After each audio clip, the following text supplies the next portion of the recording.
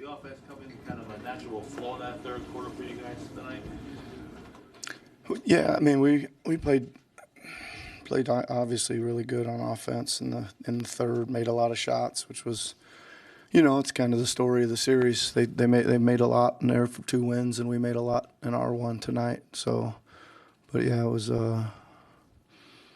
obviously an excellent offensive quarter. I thought we took a hell of a punch from them in the first half because I thought they were playing fast and hard and really well, and we hung in there and able to kind of regroup there at halftime and do a little better job second half. How much of an emotional lift did Cam give you? Because obviously he produced while he was in there, but it seemed like he fit the energy of the game when he came in as well. He was awesome. He certainly did a good job. I mean, obviously we're searching just a little bit there for some kind of spark off the bench, and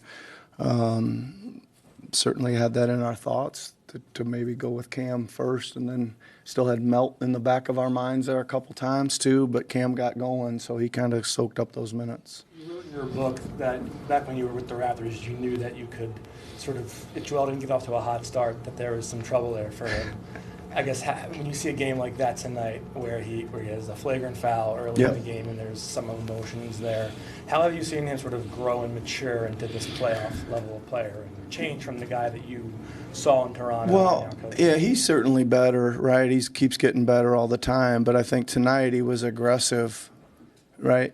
And I know that's like the word, he was so aggressive, but he was driving it, he was rolling downhill, he was catching and shooting quick. There was hardly, I can think of maybe one where he held it for a long time and finally shot it. He made it, but most of it was decisive. Maybe that's a better word. I thought he was decisive on his decisions on when to roll and when to shoot tonight. When you thought the flagrant at the beginning, I mean, were you a little worried that it could have been like a flagrant 2? And like, where did it ever cross your mind at all that? I didn't even look at it. Sorry, I didn't see it. So. How did you think that Tyrese managed the game tonight? Okay. Yeah, he did. I mean, obviously he sparked, pretty quiet in the first half, right? But I thought he had a good rhythm there and made some big plays and layups and threes there in a stretch to where he kind of sparked the game. Yeah. Flagrants aside, Nick, I mean, you guys just seem to be a little bit more aggressive, assertive, especially on the defensive boards. You were talking before the game about getting in position and going after the rebounds. There was one Hartenstein sort of offensive rebound at the end that Joel won. Did you see that as well? Yeah, I mean, I think you're right. I'd still say that, yes, we did go jump and get the ball, I thought, and we ran more down than we've been running down.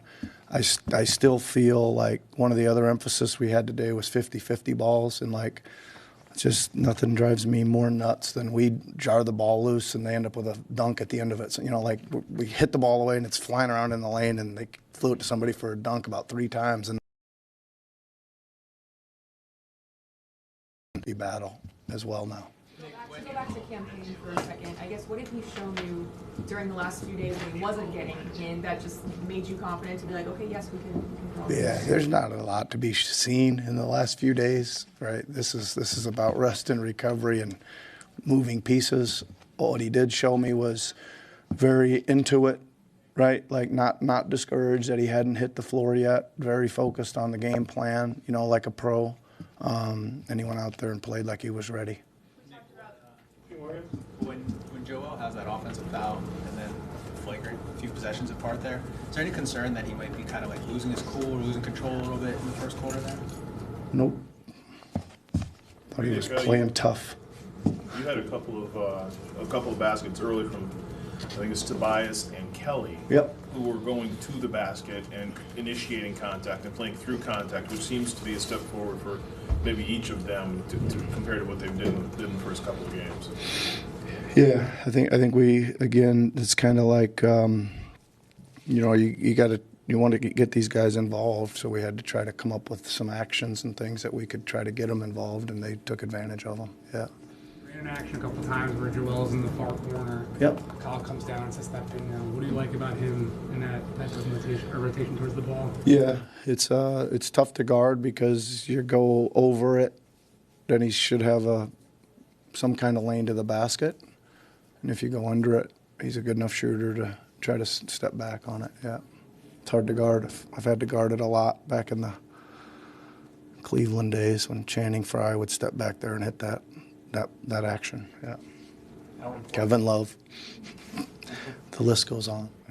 How important was like using Kyle Lowry as a screener tonight? It seems like just a lot of your actions start with him either screening off ball or that little double drag on top where he gets someone off of Maxey, off of Embiid. Just how much does that help you guys in kind of setting what you want on offense? Yeah, well, they're very good defensively, right? And if you don't get some of that thing, they're going to be glued to you, right? So he's got to get, even if it's just a quarter of a hit or a half a hit, at least gets us a little freedom to run with some pace. So it's important. Brunson finally started to get going for the Knicks. I guess what were you seeing with maybe how you guys defended him or what he was doing to counter what you guys were doing that led to, I think he finished with 39? He was really good. I just think he is really good, and I don't think you're going to keep a guy that good down for a whole series. All right, everybody. Thanks a lot.